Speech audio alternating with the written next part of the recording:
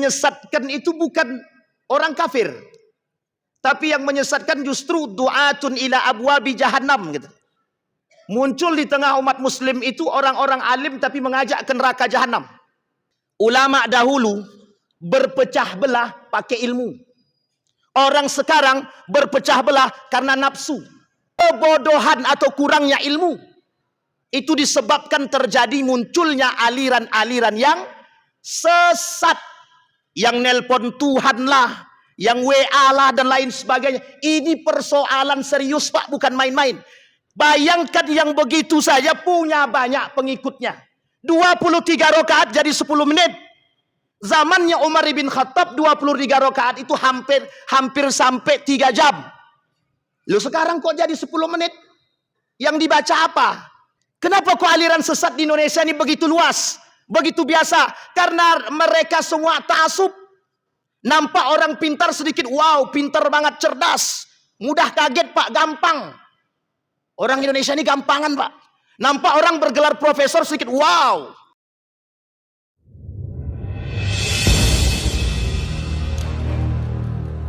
Alhamdulillahi Rabbil Alamin. Alhamdulillahilladzi arsala rasulahu bil huda wa dinil haq liyudhhirahu ala dini kullih wa kafa billahi syahida. Ashhadu an la ilaha illallah wahdahu la syarika lah wa ashhadu anna Muhammadan abduhu wa rasuluh la nabiyya ba'd. Allahumma salli wa sallim wa barik ala hadha an-nabiyil karim. Allahumma salli ala Muhammad wa ala ali Muhammad fil alamin innaka Hamidum Majid. Ya ayyuhan nasu ittaqu rabbakum alladhi khalaqakum min nafsin wahidah wa khalaqa minha zawjaha wa batha minhuma rijalan katsiran wa nisaa wattaqullaha alladhi tasaaluna bihi wal arham innallaha kana 'alaikum raqiba. Wa qala Allah ta'ala ya ayyuhalladzina amanu taqullaha wa qulu qawlan sadida yuslih lakum a'malakum wa yaghfir lakum dhunubakum wa may yuti'illaha wa rasulahu faqad faza fawzan azima. Mudah-mudahan di Isya ini Allah melimpahkan rahmat dan karunia-Nya kepada kita semua. Yang hadir Allah berkahi, Allah limpahkan rahmat dan karunia-Nya, insyaallah kita semua husnul khatimah dan istiqamah dalam kebaikan dan ketaatan. Untuk orang tua kita yang telah mendahului kita, Allah tempatkan di tempat terbaik di sisi-Nya, Allah terima amal ibadahnya. Allah kumpulkan bersama orang-orang yang saleh. Untuk orang tua kita yang masih hidup, Allah sehatkan, Allah kuatkan. Dan insyaallah husnul khatimah. Amin ya rabbal alamin. Bapak Ibu sekalian yang berbahagia, malam hari ini, karena waktu tidak terlalu panjang, kami ambil inti poin saja. Yang ingin saya bahas malam hari ini adalah poin-poin, 5 poin penyimpangan akidah modern. Kalau Buya Hamka bilang ada namanya syirik modern. Jadi masa-masa itu masa-masa penuh dengan kesyirikan. Tapi dalam ulama yang lain mengatakan bukan syirik modern, tapi jahiliyah modern. Apa jahiliyah modern itu? Jahiliyah zaman now. Dan ini penting. Karena memang posisinya berada di akhir zaman itu serba memang abu-abu. Nabi bilang dalam hadisnya sanawatun khadda'at, akan datang masa kepada umat muslim itu sanawatun khadda'at, masa-masa tipu daya. Sampai Nabi bilang la yubali bima akhadha minal halal am minal haram. Dia tidak tahu apa yang dia pakai, yang dia ambil, halal atau haram tidak tahu. Abu-abu, hitam jadi putih, putih jadi hitam, benar jadi salah, salah jadi betul. Kalau dalam pandangan ulama yang lain dikata ini posisi subhat yang terbesar. Akhir zaman itu posisi subhat terbesar. Yang selamat kata Nabi tuba lil ghuraba. Lil ghuraba, tuba, beruntunglah. Lil ghuraba, orang-orang yang aneh. Siapa yang aneh? Mereka yang berpegang teguh dengan nilai-nilai agama dan akidah. Itu yang selamat. Nah, sementara poin itu, ini yang kita bahas. Kata para ulama, setidaknya sekarang itu ada 5 poin terjadinya atau sebab terjadinya penyimpangan akidah. Yang pertama, al-jahlu an aqidatis sahih. Anil aqidah atau anil aqidah as-sahihah. Penyimpangan atau kebodohan terhadap akidah yang benar. Poin ini luas, sangat luas sekali. Persoalan akidah semenjak runtuhnya Turki Utsmani sampai hari ini itu persoalan utama. Jadi persoalan agama ini tidak bisa dihindari dari persoalan kehidupan, tidak bisa.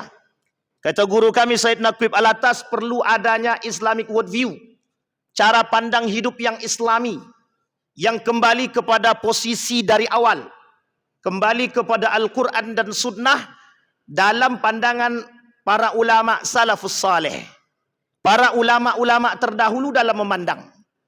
Penting akidah yang benar, bukan akidah yang rusak. Karena subhat itu kelak di akhir zaman, kata Nabi, terbanyak. Di akhir zaman isi dunia cuma dua. Satu kafir, yang kedua munafik. Orang munafik ini berada di antara umat muslim. Musuh terberatnya umat muslim itu kaum munafik. Yang membuat subhat, yang membuat rusak akidah itu kaum munafik.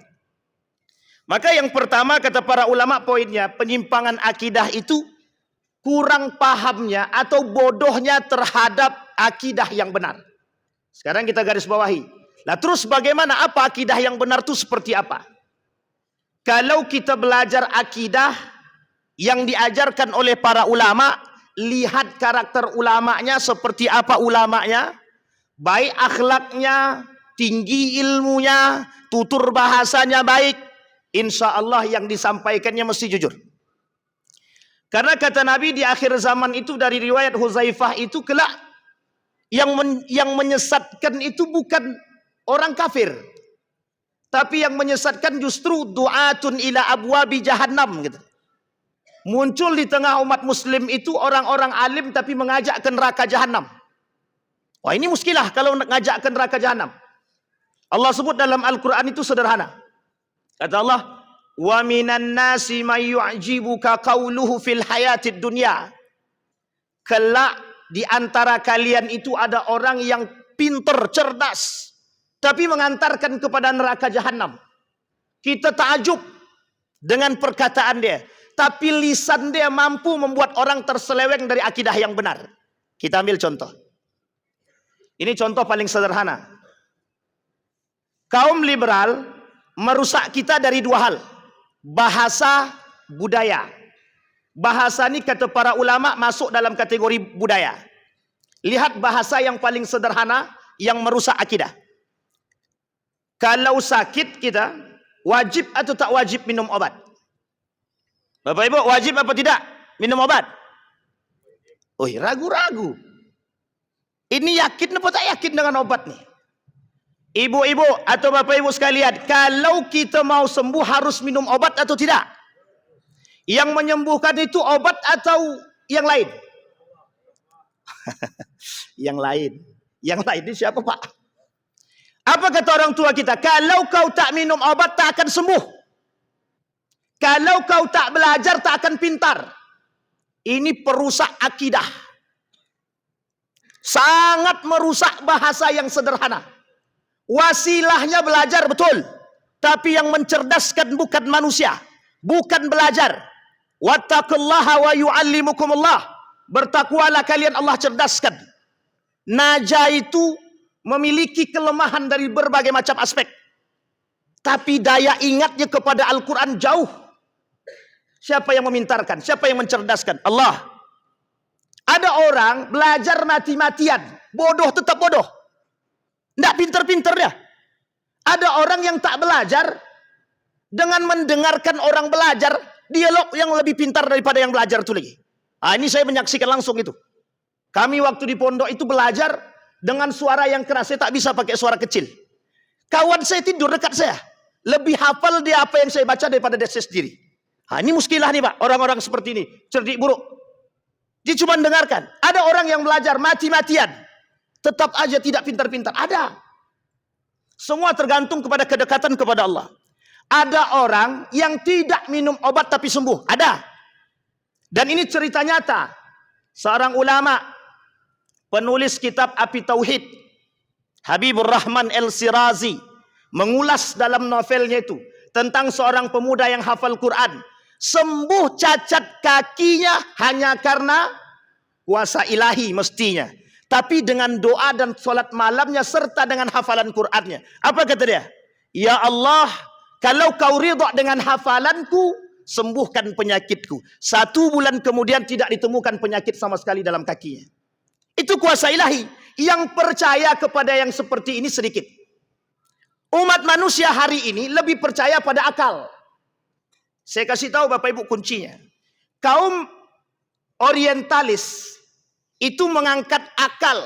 Kata mereka, akal ini lebih tinggi daripada wahyu. Wahyu itu Al-Quran. Sehingga manusia harus tunduk pada akal. Kalau tak sesuai dengan akal, jangan terima.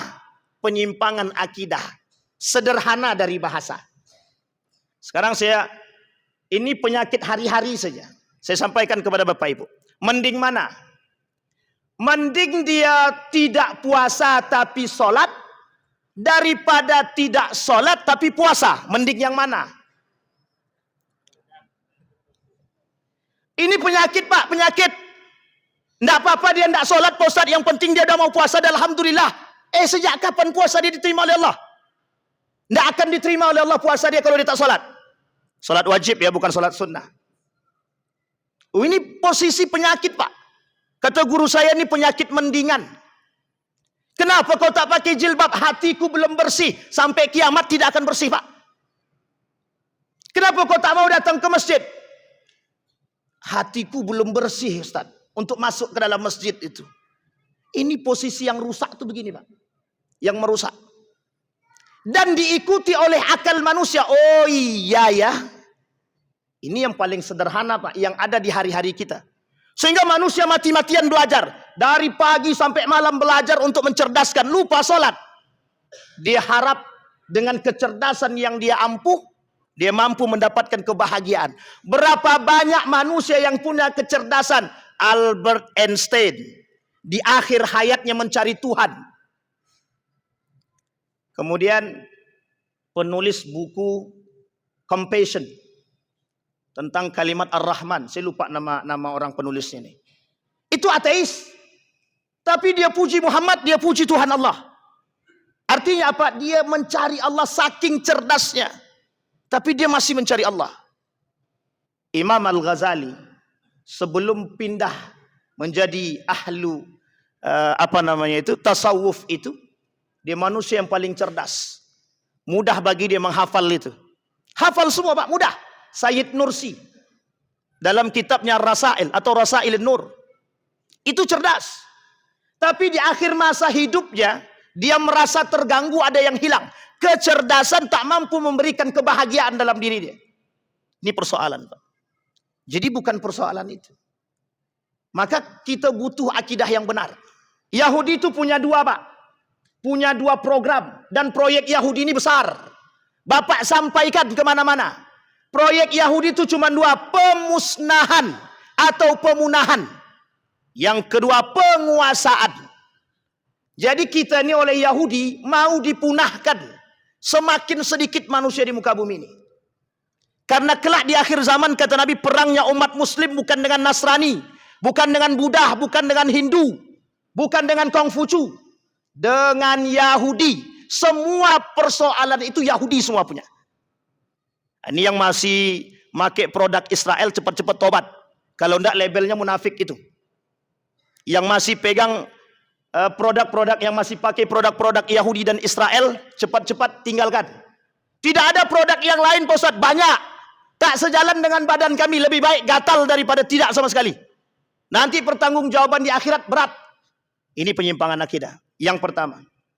Yang kedua, ini baru nomor 1, udah mau habis saja waktunya nih. Yang kedua, penyimpangan akidah yang kedua, sebab penyimpangan akidah yang kedua, ta'assub, fanatik. Fanatik di sini bukan fanatik golongan, maaf, bukan fanatik agama, tapi fanatik golongan. Rela berkelahi antara satu dengan yang lain karena fanatisme golongan. Itu fanatisme golongan. Allah sebut, la taghlu fi dinikum. Jangan berlebihan dalam urusan agama kalian. Meskipun ini ada kaitannya dengan Bani Israel. Tapi oleh para ulama dijelaskan Wahbah Zuhaili dalam tafsirnya Al-Munir. Kata Wahbah Zuhaili bukan hanya sekedar Bani Israel. Penyebabnya adalah juga itu. Banyak orang yang ta'asub terhadap agama yang berlebihan, ta'asubiyah tanpa ilmu. Ini saya kasih tahu Bapak Ibu. Dulu ada label yang dilengketkan kepada orang seperti ini. Namanya radikal. Dulu Bapak Ibu saya termasuk asisten peneliti dalam kasus radikalisme. Dalam kasus radikalisme. Biaya yang dikeluarkan itu 8 miliar seluruh Indonesia dalam program radikalisme. Kalau Bapak Ibu rajin tahajud, rajin duha, rajin ke masjid, itu namanya radikal. Dan itu tidak salah, boleh, harus sebagai seorang muslim begitu. Yang dilarang adalah radikalisme, ekstremisme, itu yang dilarang dalam agama. Yang ada di belakangnya isme. Karena ada kaitannya dengan asabiyah yang berlebihan.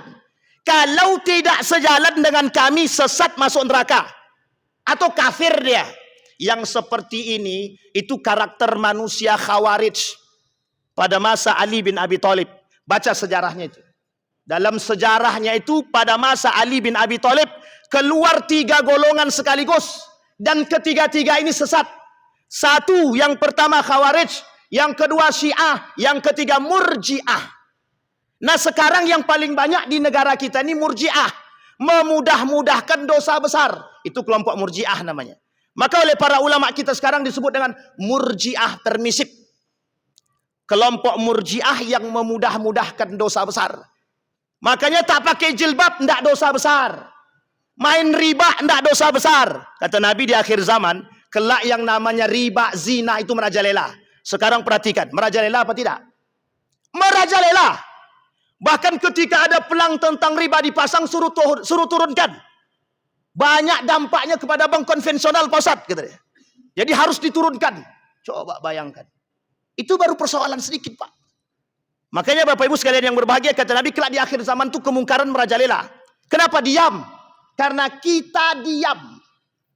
Nampak orang berzinah tengah jalan, diam aja kita. Nampak orang minum khamar tengah jalan, kita biasa-biasa saja. Nampak orang berkelahi, kita diam. Malah kita foto, masukkan ke Facebook. Ini karakter manusia hari ini Pak. Apatis dan pragmatis. Kata Dr. Mustafa Umar. Ketika kajian beliau di sini. Beliau sampaikan manusia itu pragmatis. Yang sekarang nih. Apatis terhadap dosa-dosa seperti itu. Maka kata Samsuddin Zahabi, Imam Az-Zahabi itu. Ini persoalan dosa besar. Nah, kembali kepada poin kita Bapak Ibu yang kedua tadi. Ta'asub, apa bahasa lainnya? Fanatisme yang berlebihan. Bapak Ibu, kalau fanatik dengan ilmu, kita fanatik terhadap agama dengan ilmu, saya yakin seyakin-yakinnya tidak ada namanya pertikaian dalam agama. Tidak ada. Ulama dahulu berpecah belah pakai ilmu. Orang sekarang berpecah belah karena nafsu. Bukan karena ilmu, karena nafsu. Oh nanti kalau jamaahku pergi ke sana hilang dia. Tidak ada yang ikut aku lagi. Nah ini masalah nih Pak. Karena masalah ta'asubiyah inilah Bapak Ibu sekalian yang berbahagia. Ditambah pada poin yang terakhir. Yang ketiga. Kebodohan atau kurangnya ilmu. Itu disebabkan terjadi munculnya aliran-aliran yang sesat. Yang nelpon Tuhan lah. Yang WA lah dan lain sebagainya. Ini persoalan serius Pak, bukan main-main. Bayangkan yang begitu saja punya banyak pengikutnya. 23 rakaat jadi 10 menit. Zamannya Umar bin Khattab 23 rakaat itu hampir sampai 3 jam. Loh sekarang kok jadi 10 menit? Yang dibaca apa? Ya tidak dibaca apa-apa. Bisa dipahami Bapak Ibu. Kenapa kok aliran sesat di Indonesia ini begitu luas? Begitu biasa? Karena mereka semua ta'asub. Nampak orang pintar sedikit, wow, pintar banget, cerdas. Mudah kaget Pak, gampang. Orang Indonesia ini gampangan Pak. Nampak orang bergelar profesor sedikit, wow. Dia belum tahu tuh, profesor yang seperti apa. Bayangkan seorang profesor bisa percaya kepada seorang pemuda yang bisa mengeluarkan atau menggandakan uang dari bajunya. Itu gelarnya profesor, Pak. Kalau kita katakan yang mengantri dengan batunya siapa? Ponari, itu bukan sedikit, ribuan manusia yang mengantri di belakang batunya Ponari untuk dicelupkan batu ke dalam air ini, kalau diminumkan sehat. Ini bukan penyimpangan lagi, Pak. Sampai di sini bisa dipahami, Bapak Ibu. Maka kata Buya Hamka, persoalan penyimpangan akidah ini di akhir zaman sangat serius. Bagaimana saking seriusnya? Muncul yang namanya syirik modern. Ini, Pak, ini syirik modern namanya. Yang saya pegang ini namanya syirik modern. Tuhan baru. Tuhan baru manusia hari ini bukan patung, bukan matahari, bukan pohon, bukan laut, bukan binatang. Manusia hari ini mentuhankan manusia itu sendiri. Si Anu itu punya kekuasaan, aku harus datang kepada dia. Kalau bukan karena dia tak akan, tidak ada yang mampu membantu aku. Hilang Tuhannya di situ, Pak. Hilang Allahnya, Pak. Tidak ada lagi Allah di situ. Manusia punya masalah langsung datang kepada manusia, bukan datang kepada Allah. Datang kepada manusia. Itu yang pertama. Yang kedua, Tuhannya, alat komunikasi. Kalau tidak ada internet hari ini, stres anak muda kita sekarang, Pak. Stres. Aku tak punya itu. Ya Allah ya Rabb. Yang ketiga, ini kalau panjang-panjang mati kena marah kita nih. Yang terakhir, Pak. Yang terakhir. Yang ketiga, itu duit. Duit. Kata Imam Al-Ghazali, yang membuat manusia berharga dan terhormat di akhir zaman, kata Imam Al-Ghazali, itu duit, bukan iman. Jadi siapapun yang bisa memiliki duit banyak, mau muslim dia atau tak muslim dia, itu akan menjadi terhormat. Bayangkan, Pak, non muslim masuk masjid bawa duit bisa dicium tangannya, Pak, sama pimpinan, sama orang-orang berpeci, Pak. Itu non muslim. Bagaimana kalau muslim yang tak punya duit? Tidak dipandang. Makanya guru ngaji tak dipandang orang, Pak. Guru ngaji tak dipandang orang hari ini. Padahal yang mengajarkan pondasi kelak di akhirat. Pertanggungjawabannya di akhirat. Tapi orang yang datang bawa duit dicium tangannya, Pak. Maka kata Imam Al-Ghazali, innad darahima taksuri jalan mahabatan wa majalasah. Orang yang punya duit hari ini menjadi manusia spesial di hadapan manusia. Kecuali illa man rahima rabbi, kata Allah. Kecuali orang yang memang oleh Allah dijaga iman dan hatinya. Kesimpulan dari apa yang saya sampaikan, pertahankan akidah. Jadilah manusia yang aneh di akhir zaman, yang tetap berpegang teguh dengan itu. Meskipun di tengah kita manusia tidak berpegang teguh dengan hal demikian. Karena kata Dr. Mustafa Umar, kelak semua itu tinggal pilih. Mau pilih golongan yang sedikit atau yang besar. Yang besar ini munafik dan kafir, yang kecil ini kelompok yang beriman. Tinggal kita sendiri yang memilih. Perkuat iman, teguhkan akidah, insya Allah kita semua termasuk dalam golongan orang-orang yang selamat. Fa'tabiru ya ulil absar la'allakum tuflihun. Assalamualaikum warahmatullahi wabarakatuh.